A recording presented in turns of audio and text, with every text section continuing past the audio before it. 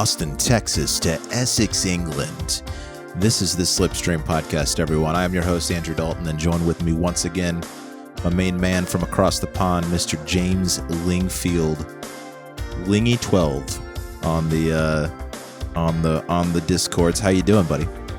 Yeah, not too bad. Enjoying the weather, enjoying the football. Like proper football. It's I don't know whether it's a thing, like even in your sort of sphere of consciousness, but it's the European Championships at the moment. Nice. Sport week, I've been my Stella in my hand, my St. George's cross in my face, fully. Yeah. Come on, England, you know. Yeah. Did you say Stella in your hand as in Stella Artois? Yeah, Stella Artois, which is not. It's obviously delicious. not English, but it's become weirdly synonymous with English culture. That's like your meat and potatoes beer. If you're gonna watch the football, pint of Stella, and you got to say it with.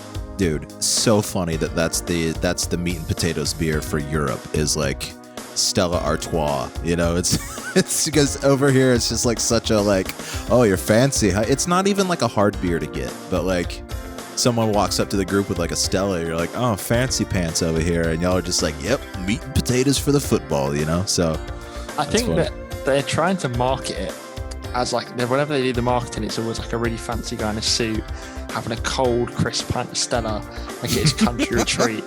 But every time you see a pint of Stella, it's like in a lukewarm by a guy with like, you know, war tattoos, no shirt on. Yeah, it's a great beer. Yeah, that's so funny, man. Just kick back with the Stella. It's good. If I drank more beer, I would drink that all the time. I'm trying to lay off the beer, dude, these days. I'm an old man now, so I got to lay off the beer, the carbs. I can watch my figure, you know. My sort of post-exams beer belly is not flattering at all. I had such a sad, because I know, like, if you go into like a bar, I guess an American bar, you'll get like bottles, won't you? Like the classic, like that's standard, isn't it, for like a beer? Typically, yeah. I mean, there's a lot of. If I go to a bar, I like to get a draft. I want it, especially like a good bar where you know they take care of their whole facility and like a good, like they clean their taps. You know what I'm saying? Because you can go to a pub or a bar where they don't really clean their taps. You're like, no thanks. But like you go to a good, well-kept bar with a decent barman, a good tap, you know, good glasses, properly washed. You got to get it out of the tap, you know.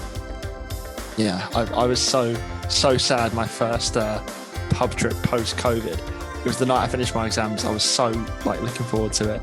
Got there, and all the taps were broken, and I had to have, ironically, a bottle of. Do you know the like Corona the beer? Is that in the US? Absolutely. I'm in Texas, baby. Yeah. We know all about Corona. The beer and the virus. Yeah. Both of them. Yeah. Corona in both senses of the word. Yeah. Yeah. So you had to get a Corona in England. That's hilarious. That's like a Jimmy Buffett song. It's got to be. Like just right next to Cheeseburger in Paradise, you get Corona in England. Do you think it's like a Tarantino film as well? It would be. It would be Corona, English Corona. English Corona, the 12th film by Quentin Tarantino. It's still got Leo DiCaprio's still in it for whatever reason. You know, he's just in all of his movies. And it's got blood and feet, and that's all.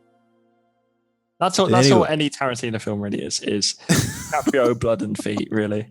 DiCaprio, blood, guns, just a lot of guns, stabbing, wanton nudity. No complaints over here.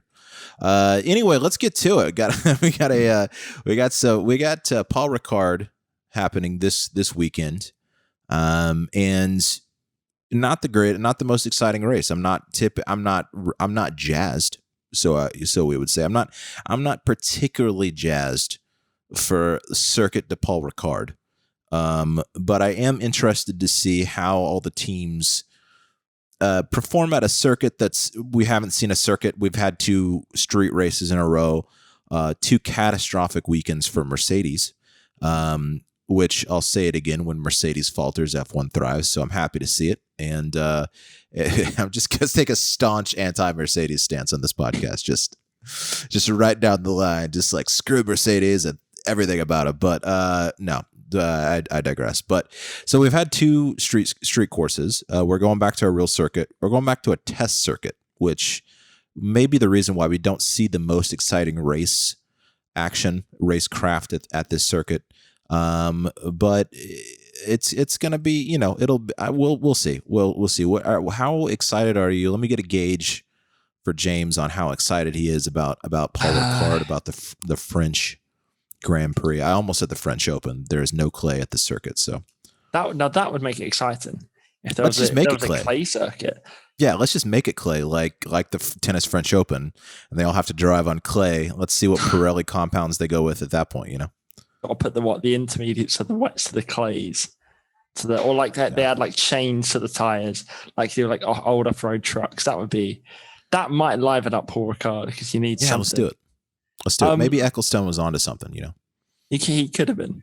I think that the great thing about F1 this year is that because everything is so close, it can almost save dull tracks. I didn't think Spain was that bad this year. I thought that was either. One of the best. I mean, it was. If you knew what you were watching, it was a good race. It was awesome. Yeah, it was a race where strategy and good strategy on Mercedes' part won that race for him, which was insane. You're watching and you're like, oh, a two-stop. What's going on? And then you're like, oh, because it's Lewis Hamilton and he can make it work. So I think there's a potential there, definitely. I mean, even like I don't think last season Imola was that good, and yet this season it was great. It was a great race. So I guess I'm hopeful that just the quality of the field at the moment is going to make it interesting. But the circuit is just so bad. Yeah, so bad. Yeah. Yeah, there's just, you mentioned something about a GP layout or a GT layout. I'd be interested to see what that looks like. What's the difference per se? Do you have it pulled up at all? Yeah, I mean, there were some things I saw.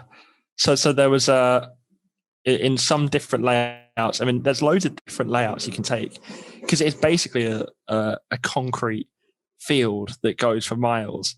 So there's some things that like turn one into a much harder braking zone, because if you look across the track, there's only really one hard braking zone, and the difficulty is with all tracks in F1 is if you have a medium speed corner, you can't follow that close, and the braking zone comes down that sort of DRS straight, and it's a medium speed corner, so you lose that time coming into the straight and then can't get close enough for the chicane. Just adding different braking zones, it seems so easy. And I said to you this before.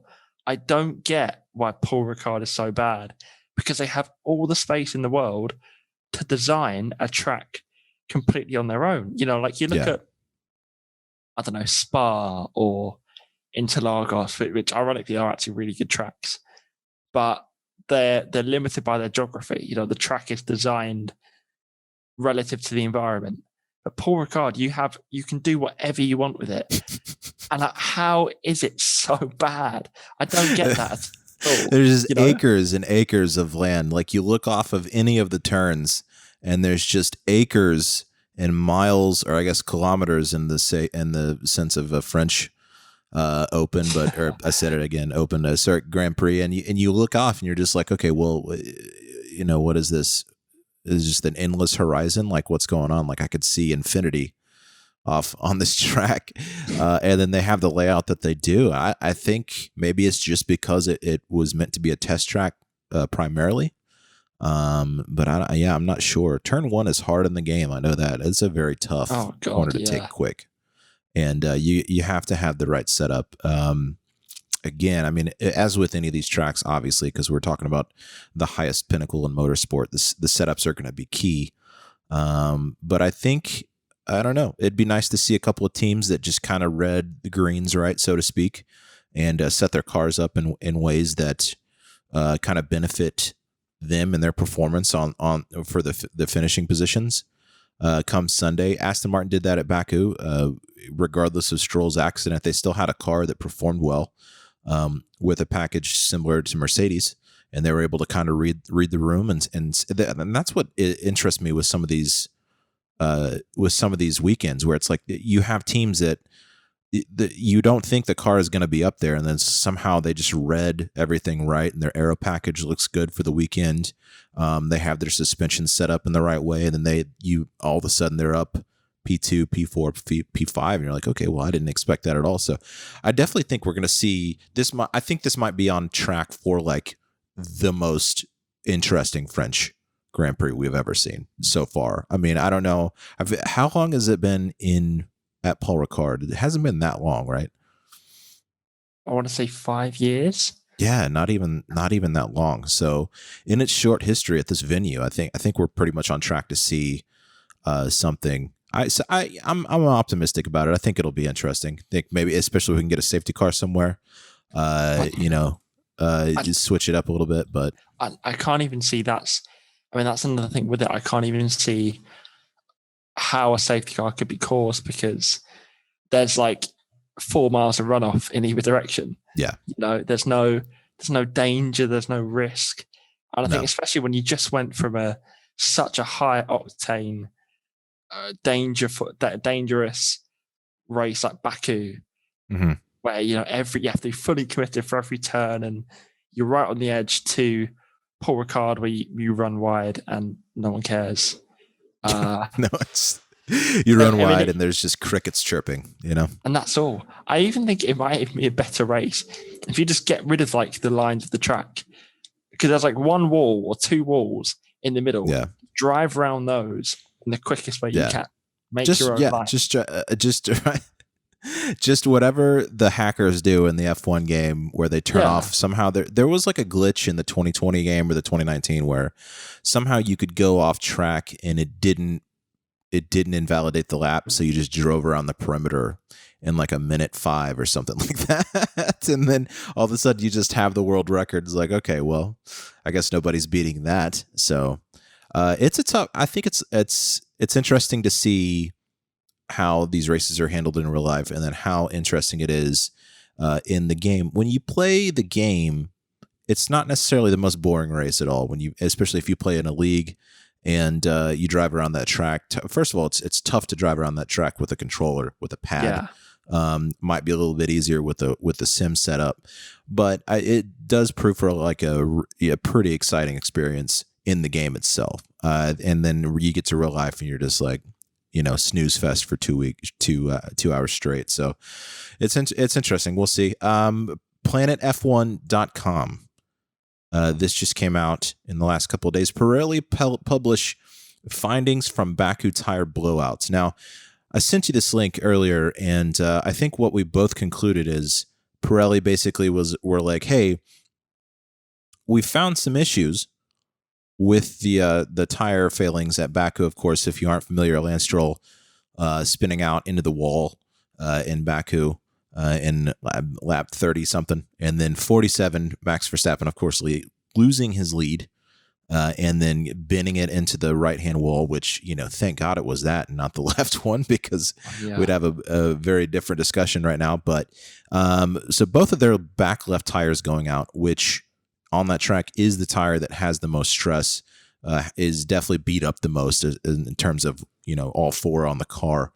And Pirelli said, as a result of this analysis, we have submitted a report to the FIA and the teams. The FIA and Pirelli have agreed to a new set of protocols, including an upgraded technical directive already distributed for monitoring operating conditions during a race weekend, and they will consider any other appropriate actions.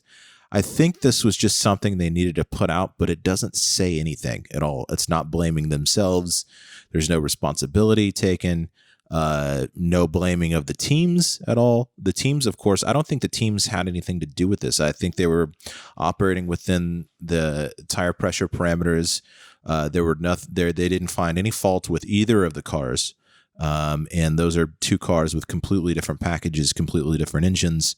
And so both Honda and Mercedes cars going off the track with those tires. So, what is that? What even is this? Like, what is, I think it's just one of those diplomatic things where they're just like, all right, we have to say something. And then you're like, you read it and you're like, well, you didn't really say anything though. Like, this is just going like, yeah, Yeah, they seem to have, got away with it, I think, Pirelli, from a PR point of view, because I think obviously no one ever wants a crash, but from a safety point of view, but it was those crashes that made the race such a great race. Without sounding really morbid, I'd like to see their response if the crashes have been a lot worse for the drivers.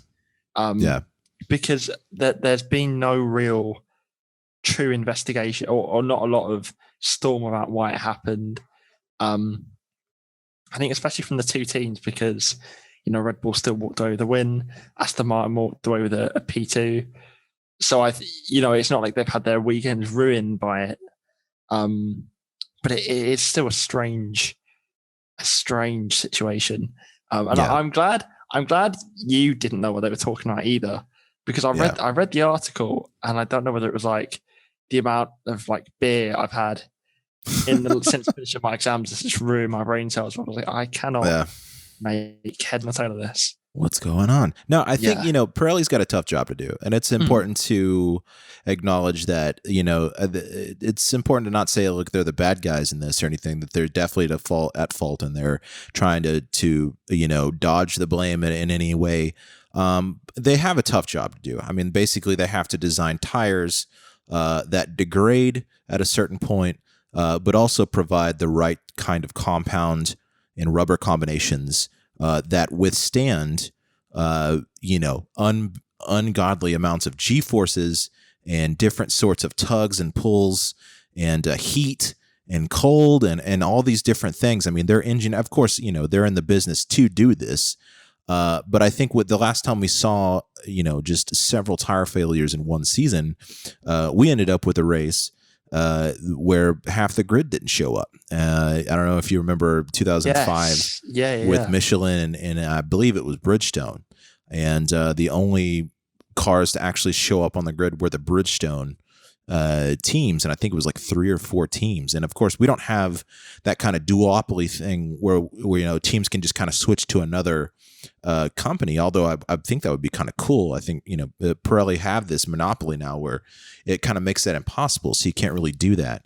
So what are we going to see? Are we going to see more blowouts? I mean, I just is it a Baku thing? Is it that kind of circuit where we go to this circuit and it's basically like as they said on the Shift F1 podcast the other day, like a sinister Monaco. It's like an evil twin Monaco where you just don't know what's going to happen. The tires may blow out, but there are walls right there. It's basically it's just like a faster Monaco, which provides an element of uncertainty and danger that you want to see that's the crazy part is I think the drivers enjoy that in some way, in some weird twisted way, because they're maniacs. They're all maniacs. You have to be a maniac to do that. And that's what's fascinating about the sport is you're watching 20 maniacs and then they get out of the car and like put on a hat and then like stand in front of a microphone as if they just didn't drive 50 laps at 200 miles an hour.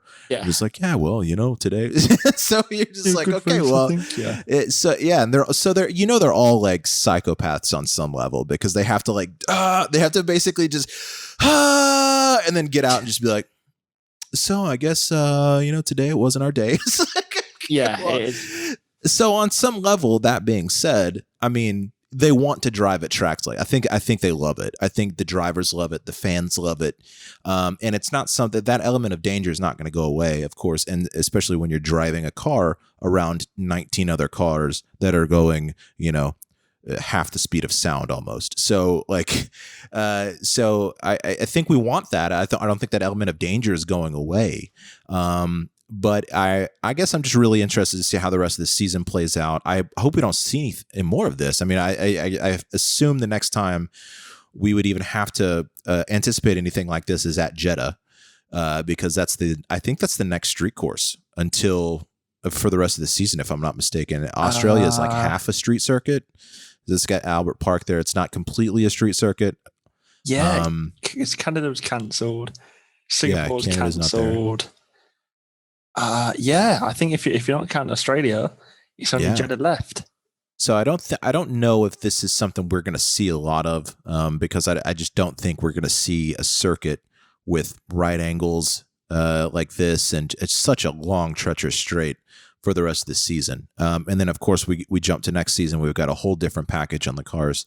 And I think between now and then, especially with Pirelli, I think that we're switching to larger rims next season, which look cool. I like those. They look really cool. I wish the wheel covers weren't on them. Like, come on, man, let's see some rims, But it's with the wheel covers, it's because like they have the fins, like say this is the tire and you have those fins that are going right over the tire like that.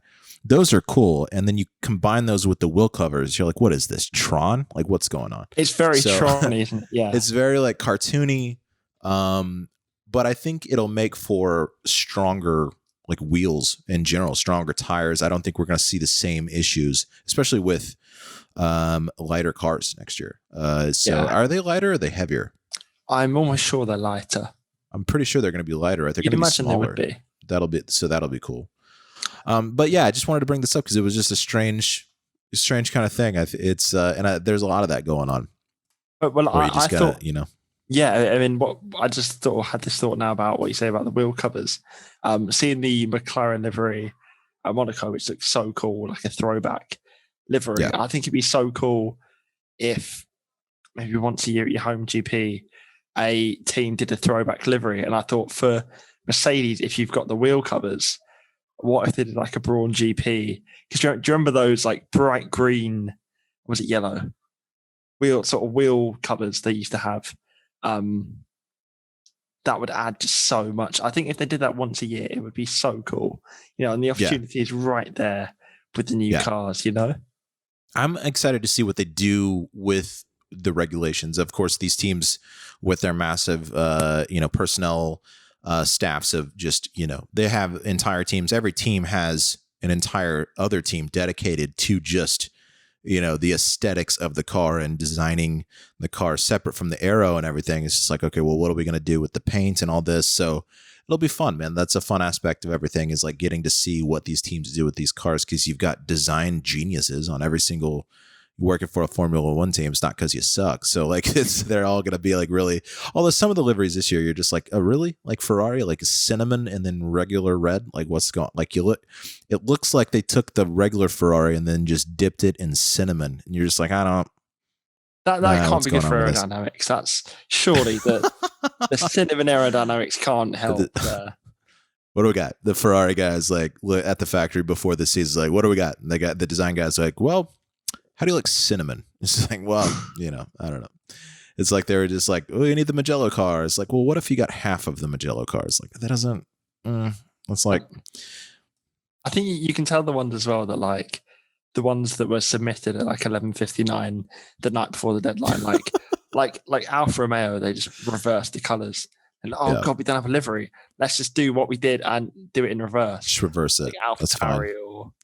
Yeah, just cramming for the exam the night before. It's like, let's take some Adderall. Let's do it. We've all been we've got a new contract signing from Esteban Ocon since we did our last episode here. Another few years for Alpine. I think he extended to 2024. I think that's the right move. I like it. I like Ocon. The more I keep track of the sport, the more I like him, his speed. I think he's a great driver. I think you don't see him in the media shooting his mouth off a lot, which is nice. It's refreshing. So I like him. I like this. I think he's great. I think he's got great potential. I don't think he's got Mercedes potential. I don't think he's going to end up there. I think everybody is expecting Russell to be there 2022, 2023 at the latest. So I don't see him anywhere else. And I'd really just see him there. And I see Pierre Gasly going to Alpine at some point. And I see them wanting to have like a double French team. Which would be brilliant. I think it would be great. I don't see Gasly going to Red Bull. I see Sergio signing on another year, which we'll get to in a second. But I think it's cool. I think it's the only move he's got. I don't know where else he would go at this point. And I think he's going to take I think he will go farther with the team as far as development and things like that with Alpine. I think he's going to prove a better investment than Alonso. just because Alonso's old. He's old. He's on his way out. He's probably got some great input, some great veteran advice. He'll probably be with the team for a while. I don't think he'll be in the cockpit for that much longer.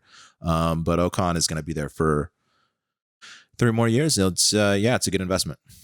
I have a bit of sort of, the more I think about this, a bit of a strange suggestion, I think. But when you class sort of the young drivers, the up-and-coming drivers who are considered sort of world championship material, I think you've got Leclerc, Russell, Verstappen, and I personally would put Gasly in that. I think Gasly's performances over the last 18 months are so impressive. You know, him qualifying P4, P5 is not even a massive story anymore. You know, I mean, he got a podium in Baku and no one really spoke about it much because he is just that good. And I think he hates Red Bull. I think he does not like the Red Bull system. I don't think he'd want to be a Red Bull driver if Max is still there. And I would love to see if I can't see Bottas keeping his seat.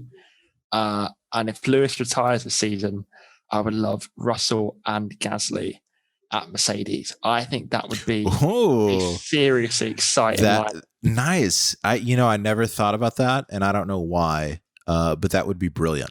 That would be really fun. That would be awesome. Actually, that would be really cool. I mean, if you want to stick it to Mercedes, stick it to Red Bull. The place that you do it is Mercedes, you know? Yeah. I think Mercedes are definitely somewhere in some room. They're thinking about life post Lewis Hamilton, and I think they'd be extremely obtuse to not be thinking of Pierre Gasly and have that name come up. And I'm sure it has in the deep dark recesses of the Mercedes headquarters. But yeah, man, I think that's a great point. That's a really good point. And that would be brilliant to see Gasly in silver, man. I guess silver. I guess they'll go back to it at some point. I don't know. I sort of hope they don't. I think the black's cool, man. So cool, doesn't it? The black is really cool. It's just kind of like, yeah, we're at the top. We're black. You know, we're literally. I mean, but the car too. Like it's like the car is like this black sheen to it. It's just, I don't know, man. It's slick. And if you're gonna have one team that has a black car. Yeah, and but any else, and when they took Lotus out a few years ago, and so you're kind of missing that. Cool. You're just like, where's the black? Because like Renault is like black and yellows. It's like kind of a bumblebee. You're kind of missing it. So it's, yeah, man, it looks good. So yeah, no, I think that's really possible. I'm just really surprised I never thought of it before. Is thought of Gasly at Mercedes, but it completely makes sense. I don't think he likes Red Bull that much either. No. And if he's neutral on Red Bull, if he doesn't really have an opinion, let's say he doesn't really carry the way, I think at the very least he knows that there's not a seat for him. I think they would much readily bring up Tsunoda. I just think they're always looking at young talent at that team. For better or for worse, they're always looking at their development program instead of, pulling from outside sources. You could talk about Sergio Perez, which I guess we will now. That's a good transition. But Sergio Perez fell into their lap. It's not like they went out and tried to invest in a driver. They're like, what are we going to do? No, like one of the best drivers on the grid happened to become available. And so they snatched him up as they should have. But they're always kind of looking from within and developing from within. That's the whole reason they have AlphaTauri, Toro Rosso. So yeah, I think it's going to be Tsunoda and a Red Bull. I think he's got too much promise. I think he's too talented. And I think he's too disciplined to not be in a Red Bull seat in the next couple of years. I would like to see him stay there for another year. But I think that's definitely for him. So yeah, that's a good point. I think he's going to be either Alpine or Mercedes, definitely, for Pierre Gasly. It's a cool name, isn't it?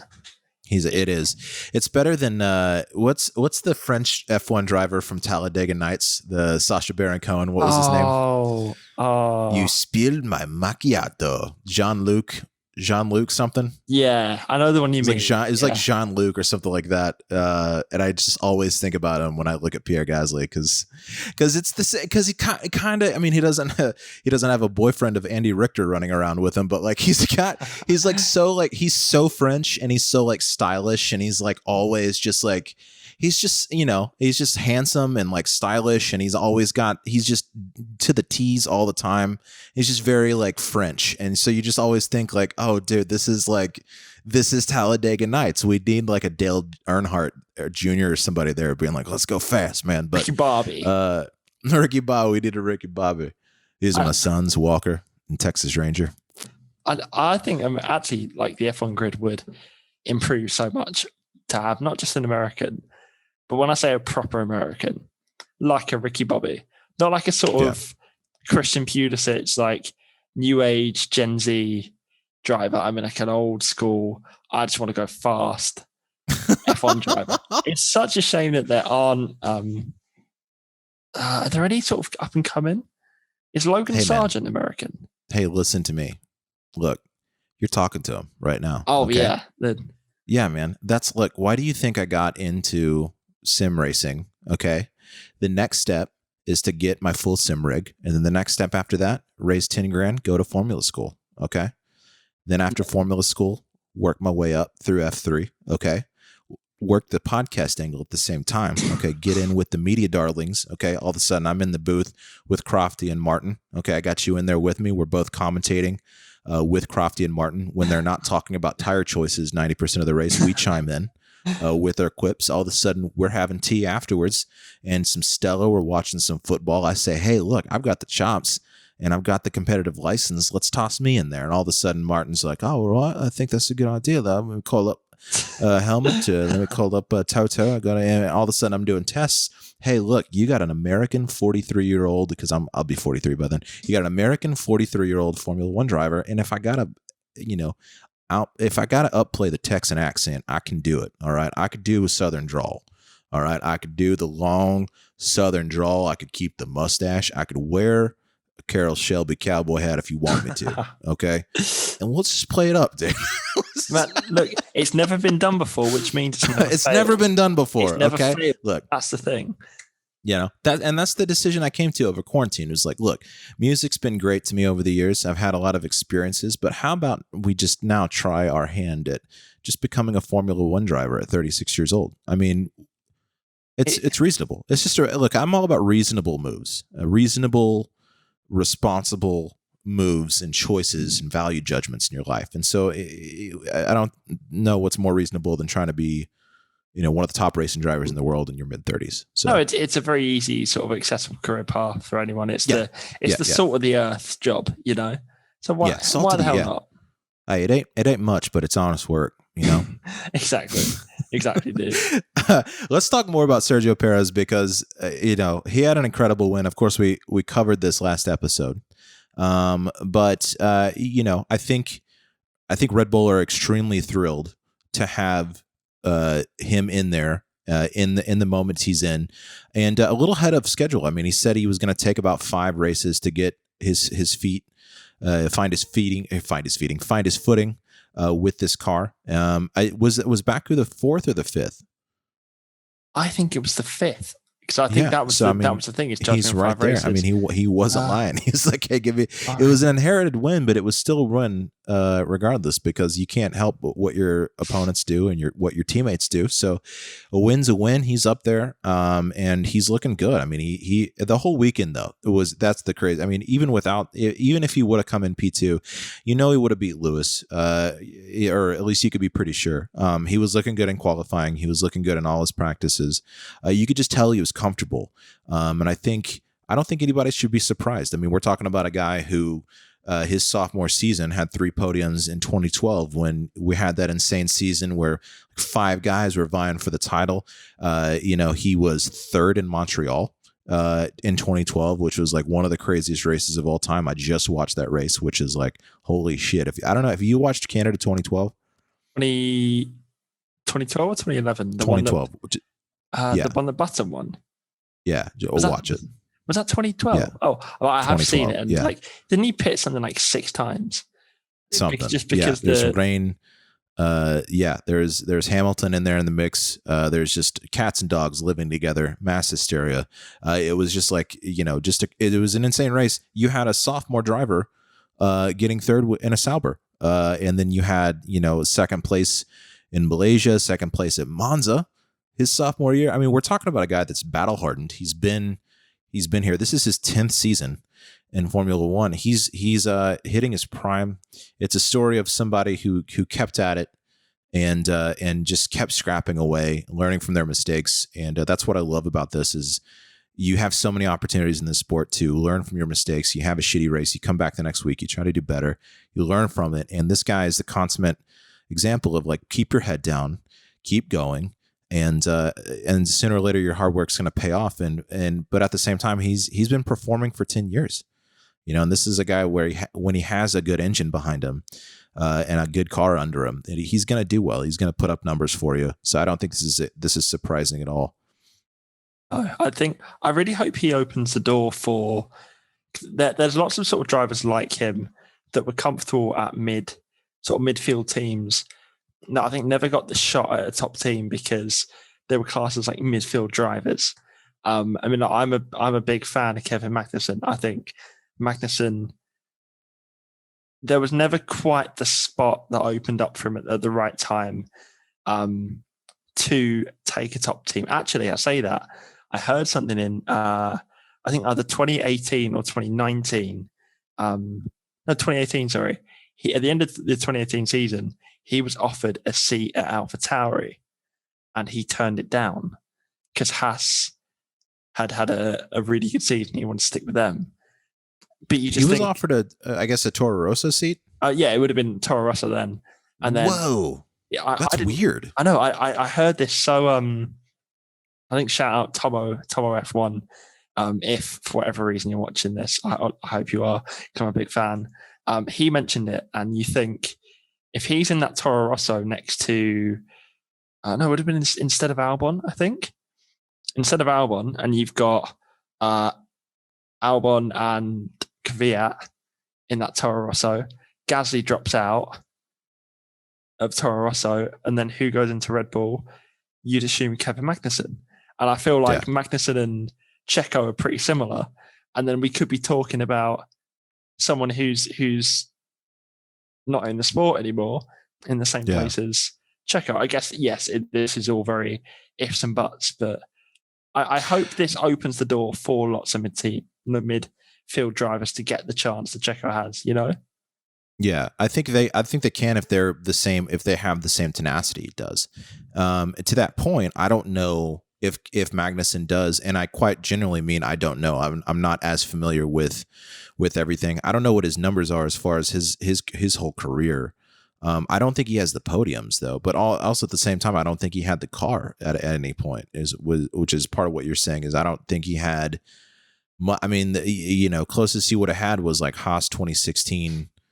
When they're up there, just scrapping. I mean, you saw them up there in the middle, P5, P6, sometimes P4, like regularly, and you're just like, oh wow. You look at Haas 2016, and then even 2018 into beginning of 2019, you're just like, that's a different car.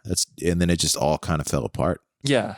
Because they were using coagulated rich energy drinks for their adhesives on their chassis. So I guess it was cost effective, that's what happened. But I mean, that's about it. Yeah. I saw the dude that I saw he did actually grab the podium in his first race, K-Mag for McLaren, I think it was. And I think he might have had one or two more. But he was my favorite driver when I first came into the sport. And at Abu Dhabi last year, it was his last race. He was doing donuts. And Crofty said, Martin, I feel like we've never really seen the best of Kevin Magnussen. There was always more to come. We never saw it. And I think that's the unfortunate nature of the sport. And people like him, like Danny Kvyat or Nico Hulkenberg, there's good drivers in there. And they never got the chance. I think Kvyat was at the Red Bull, so maybe he's a different case. But that's part of what makes the sport so good, I guess, Yeah. Yeah, it really is. Man, all those drivers are insanely good. I mean, they're just so quick.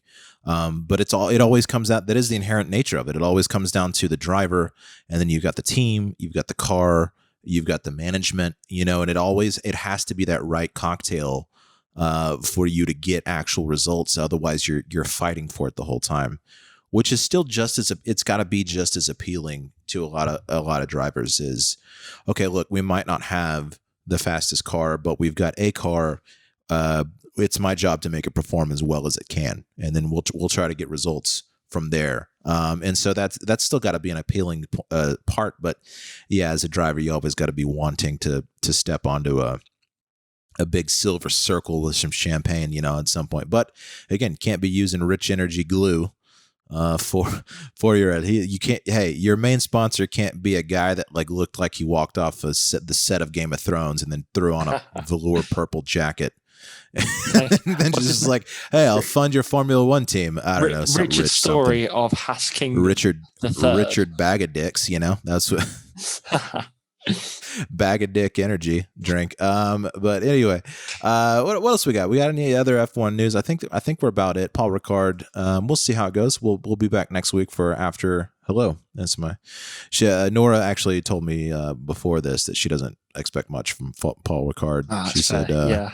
She said, right meow. I don't think there's anything worth watching. And that will be the last. Tune in for these puns all week, folks. We're here. Yeah, we're here. Live. Tip your bartenders. So on our comedy sets, Tip your bartenders. But yeah, man, we'll see what's going on. It's exciting. A little bit more F1 2021 gameplay footage released. That was nice.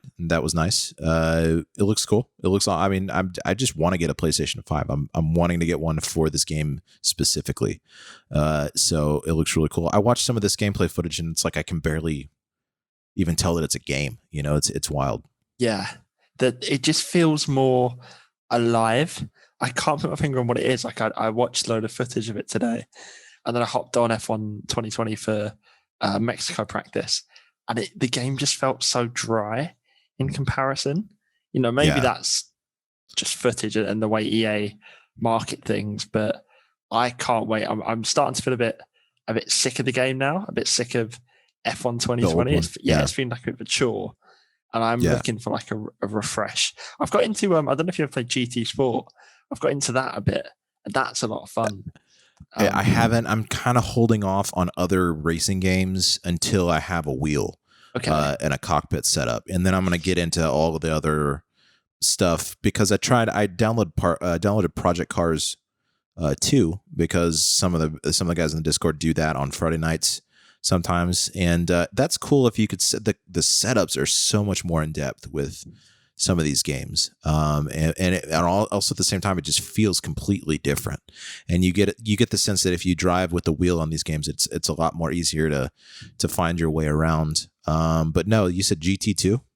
Yeah, lots of fun. GT Sport, and I think when you play a game with GT cars, you appreciate how incredibly ridiculous F1 cars are. That you can just go into these 150 mile an hour turns and just throw it in without even braking because the aero is just so ridiculous. Oh, that's crazy.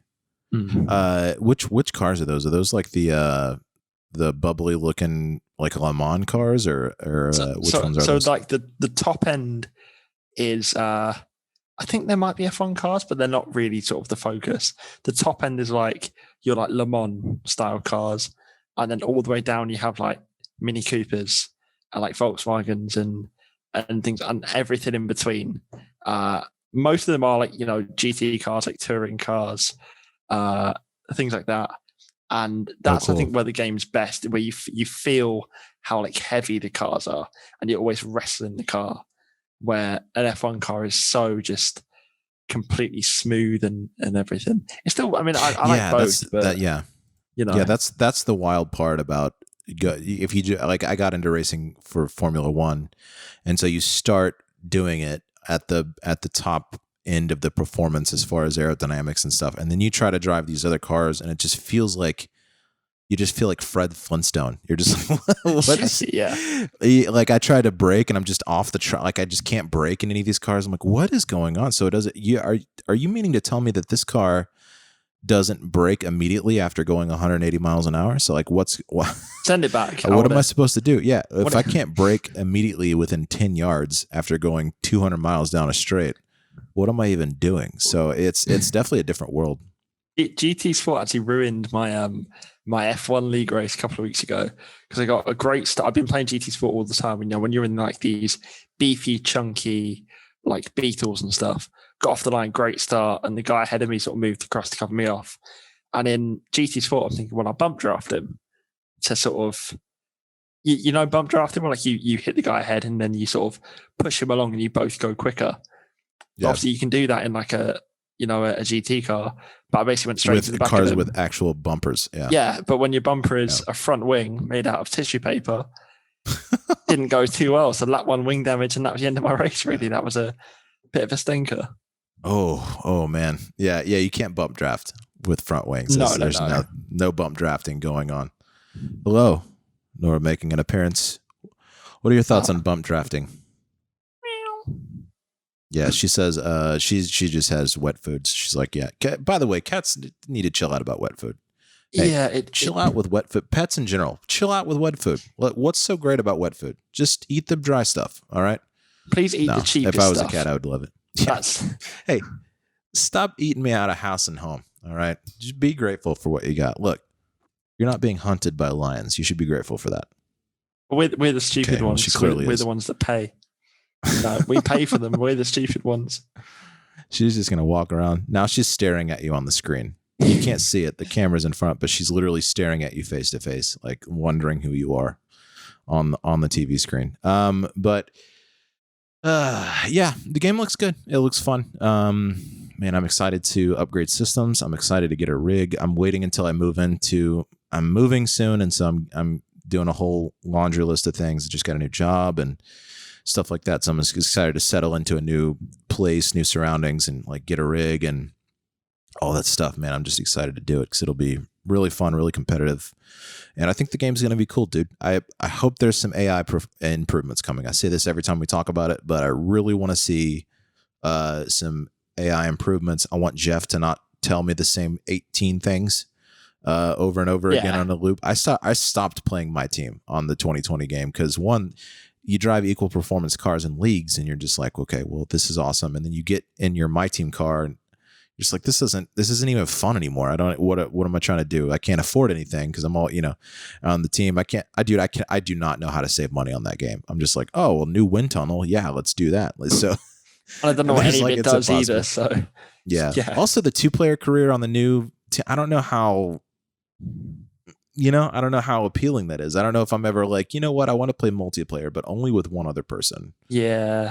So I don't, it's, I would rather just play a multiplayer race with somebody, it's like, that's quicker. I don't know about the 2-player, deal going on. I just had a fly right here in front of my face, but yeah, it looks good. I'm optimistic. I think it'll be cool. Won't really know until we play it. So do you have a pre-order? Are you going to pre-order it all? I'm not. I don't know why I'm not actually. I may as well, I guess. But I'm the same. I'm going to when I get home in a couple of weeks, I'm going to treat myself to a PS5, and then I'll really lead into the unemployed life. There we go. Just my new PS5 that I have not earned at all. The post-uni / unemployed life, dude. Yeah. I was living that for the majority of COVID. The unemployed life. It was. If you know how to do it right, you could do it. You gotta have a routine. Here's the key. You gotta have a routine. Yeah. You gotta have a routine every day. Otherwise, you'll just turn into Leonardo DiCaprio as Howard Hughes from The Aviator, just locked in a room, just growing nails are like 18 inches long. You got like 27 jars of piss on the wall behind you. You're just like watching your old World War I movies on repeat. Sounds this is the Spruce Moose. Yeah. So, but yeah, otherwise, so if you can avoid that. If you can avoid being full agoraphobic, yeah, you're fine. You just gotta. I had to break myself out of it, before it got too bad. I was like, oh, I gotta go do something. I was just locked in too long. How's lockdown over there? Y'all able to go out and do stuff now? So we were meant to have the 21st of June was meant to be like the day like everything's lifted, and Boris come on the telly. He was like, yeah, that's not happening. But 4 weeks from now is meant to be that day. It's meant to be just nothing will exist COVID-wise anymore. Because it's not like, I mean, where you guys are, like states, you can sort of do it relative to how each area is going. But no, we do it either as a whole country or nothing. So, I mean, it's as good as back to normal. You wouldn't really know, apart from like wearing a mask in a shop or like large events, everything feels pretty normal. Having to book a pub slot is annoying though. You know, you can't just walk into a pub anymore. That's the worst. So hopefully that won't be too much longer, you know? Yeah. Yeah, it's pretty normal. I went to the grocery store the last couple of weeks without a mask for the first time. If you're vaccinated here, masks are essentially optional. Like most places you can go. If you're vaccinated, cool. You just kind of resume normal life, which was pretty dope. So I just went in, and it was odd. Like the first time I did it, I felt weird, but also it's like I'm vaccinated, so I shouldn't feel weird. It's just been, you've just seen it, you know, it's just been one way for like a year straight. So you're just like, oh, this is, feel a little weird. But second, I went earlier and without a mask. And for some reason, I was still like the only one, like one of the only ones. And I was like, I can't be the only vaccinated person in here because I got double jabbed in like December and January. So I'm like waiting. I'm like, let's go, dude. So yeah, I don't know. That didn't feel weird. I'm vaccinated, whatever. So I think I got a few weird looks still, but it was like, well, I think they were just really looking at the mustache. They were like, "Oh, fucking white dude with a mustache, what a dick," you know. So that's fine. It's I mean, it is what it is. It's impressive. I mean, that you grow a bit more, and that will always serve as another mask. Really, I'm just channeling Nigel, baby. Of course, I'm just channeling Nigel Mansell. Let's talk a little bit about Midwest F1 before we sign off here at this midweek mid-race. In between race episodes. Midwest has a charity drive or a charity draw tonight, like a charity raffle. Tonight, we are doing a fundraiser. I believe it is. I'm trying to look at the details for the organization this is going to, and I think they explained it during one of the races, either last week or the week before. But we're doing a donation. I believe the organization has something to do with mental health and mental health resources, which I'm personally very passionate about.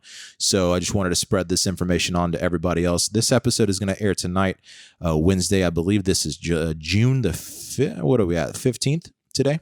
So 16th, June 16th. The deadline for that is tomorrow night after the Midwest F1 races. Of course, you could tune into us on Twitch, on YouTube, and stream the race there. Our PayPal handle is midwestf1league@gmail.com. And you could PayPal donations there.